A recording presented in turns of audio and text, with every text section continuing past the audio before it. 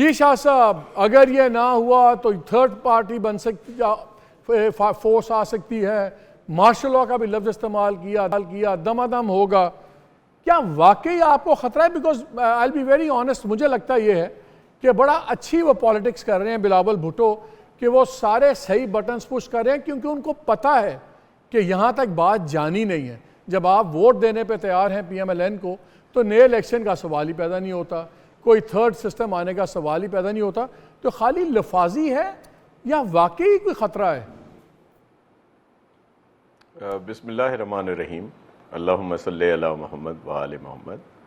मालिक साहब, आप भी बहुत सीनियर हैं और मज़हर अब्बास साहब भी बहुत सीनियर भी हैं और इदराक भी रखते हैं जो भी पॉलिटिकल सिचुएशन है या जो इस वक्त की सूरत हाल है। तो इस वक्त बड़ा क्राइसिस है पार्लिमानी निज़ाम के लिए। जो इलेक्शन हुए, जो रिज़ल्ट आए, वो स्प्लिट मैंडेट है, किसी के पास मैंडेट नहीं है कि वो गवर्नमेंट की फॉर्मेशन कर सके। तो फिर क्या सूरत हाल रह जाती है? हमें तो सबसे ज़्यादा जो हमारा मुकाबला रहा वो तो PMLN के साथ रहा। मिसाल सिंध में अगर पहले अगर वो जो PDM की गवर्नमेंट या उसमें अलाइंस जो भी था, उसके बाद जब इलेक्शन शुरू हुए तो हमारे खिलाफ तो इत्तेहाद बनाने PMLN कराची में पहुंच गए ये लोग, और इन्होंने एक बड़ा अलाइंस बनाया जिसमें MQM, JUIF, GDA और कौम परस्त की तरफ जो पार्टीज़ हैं बहुत सारे, इन्होंने सब मिला के, और हमारे साथ तो सख्त इलेक्शन इन्होंने किया। और फिर जिस तरह सबको नज़र आया कि पूरे मुल्क में अगर थोड़ी बहुत अगर किसी को सपोर्ट मिली भी तो वो किनको थी, तो यही सूरत हाल यहाँ भी थी।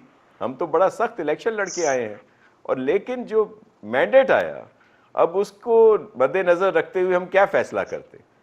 PTI का तर्ज सियासत आपके इल्म में है, वो इनफ्लेक्सिबल हैं, वो किसी से बात करना नहीं चाहते, ना उनके बानी किसी से बात करना चाहते थे। वही चीज़ नीचे ट्रिकल डाउन हुई और उन्होंने भी कहा जी हम किसी से बात नहीं करेंगे, और वही जो सूरत हाल। अब हम क्या करें?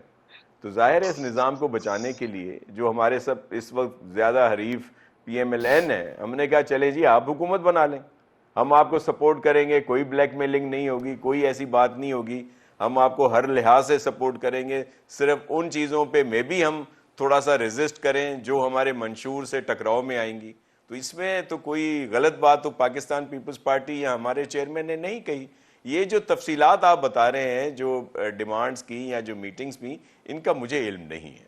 मैं एक सियासी कारकुन हूँ और ये मे भी ऊपर इस तरह की कोई बात हुई हो, मुझे नहीं इसका पता। लेकिन हम तो कह रहे हैं कि भाई हम एग्जीक्यूटिव पावर्स में नहीं आना चाह रहे, हम आपके साथ कैबिनेट में शेयरिंग नहीं चाह रहे, आप करें काम, हम आपको सपोर्ट करेंगे। जब हम इतना बड़ा कदम ले रहे हैं तो हम आगे भी मुल्क की बेहतरी के लिए इनको हर लिहाज से सपोर्ट करेंगे। देखें, और जो दूसरी आप बात करें, अगर गवर्नमेंट की फॉर्मेशन नहीं होती, क्या आप चले पीपल्स पार्टी चुप करके बैठ जाती है? आप बताएं, PMLN और PTI आपस में मिल सकते हैं? गवर्नमेंट की फॉर्मेशन होगी तो अगर असेंबली और ये नहीं होगी तो फिर क्या आखिर में क्या रह जाता है? फिर जाहिर है जिस बात का खदशा चेयरमैन साहब ने कहा है उसी की तरफ सूरत हाल जाएगी। और जो हम न मुल्क मुतहमिल है इस चीज़ का, न हम लोग इस चीज़ को समझते हैं कि बेहतर है। तो इसको हल यही है कि गवर्नमेंट बनाए PMLN, हम उनको सपोर्ट कर रहे हैं, बात नहीं है, वो बिल्कुल वेलकम।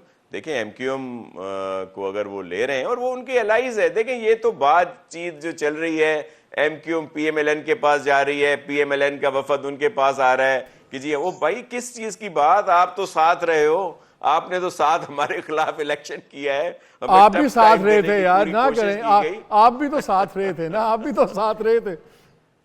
नहीं सर, हमें वो मैं पुरानी वो गवर्नमेंट वाली बात नहीं, मैं इलेक्शन की सूरत हाल बता रहा हूं सर आपको, कि इलेक्शन में मजहर भाई से पूछे कि वह अलायंस किसका था, तो ये तो इनका अलायंस रहा है। लेकिन सर किस्सा मुख्तसर ये है, मुल्क की हालात की वजह से सबको कड़वे घूंट पीने पड़ेंगे।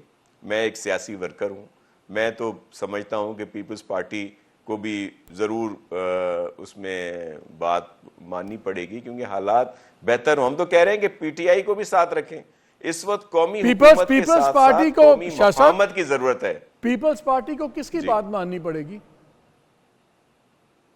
सर सबकी आवाम की अब जो बात आई है, जो मैंडेट सबको मिला है, हमें तो आवाम की बात कर रहे हैं सर। मैं कह रहा हूं कि जो PMLN की फॉर्मेशन की बात हो रही है गवर्नमेंट की, उसमें अगर हमें जो सिलसिले हैं उनमें जब हम उनके साथ बैठने को तैयार हैं, तो एक आध जिस चीज़ पे आ रहा है, कोई टकराव आ रहा है या सूरत हाल बन नहीं रही, मैं इसकी बात कर रहा हूं। लेकिन जो हमारा मौक़िफ़ है वो असूली है। अच्छा, एक चीज़ बताएं, पावर में नहीं आ रहे ना। आपने कहा आप उन मीटिंग्स में नहीं है, लेकिन मैं आपको बता रहा हूं विद फुल कॉन्फिडेंस कि ये जो पोर्ट्स एंड शिपिंग वाली वजारत है, इसका भी जिक्र काफ़ी हुआ है।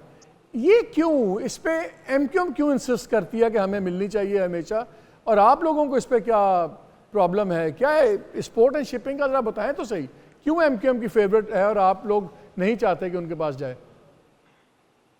जी, मुझे इस बात का इल्म नहीं है कि हमारी कोई उसमें है कि जी इनको, मतलब इससे तो एक बात तो साबित हो गई ना कि हम चाह रहे हैं उनको भले ले लें। चलें आप ही की बात को आगे बढ़ाते हैं कि आप कह रहे हैं कि हम कह रहे हैं कि जी उनको भले साथ ले लें लेकिन उनको ये वजारत ना दें। तो मे भी इसकी वजह ये हो कि हम देखना चाहते हैं कि वो क्यों इस वजारत के पीछे पड़े रहते हैं। ये वैसे ही लाइटर नोट तो आप लोगों ने वो आप लोग वही काम करके देखेंगे जो वो करते हैं, तब पता लगेगा कि इस वजारत में क्या नहीं, नहीं, नहीं, नहीं, नहीं, नहीं, हम चेक करेंगे कि क्या होता रहा है वहां पे, क्योंकि ये पहले PTI के अली जैदी साहब के पास थी और उससे पहले भी इनके पास थी, बाद में भी इनके पास है। तो मालिक साहब आपको साथ मिला के चेक करेंगे क्योंकि वो आपको पता है ना, जब JUI जब भी आती है तो वो हाउसिंग की वजारत जरूर लेते हैं मौलाना साहब। हर किसी की 2-2 3-3 फेवरेट वजारतें हैं।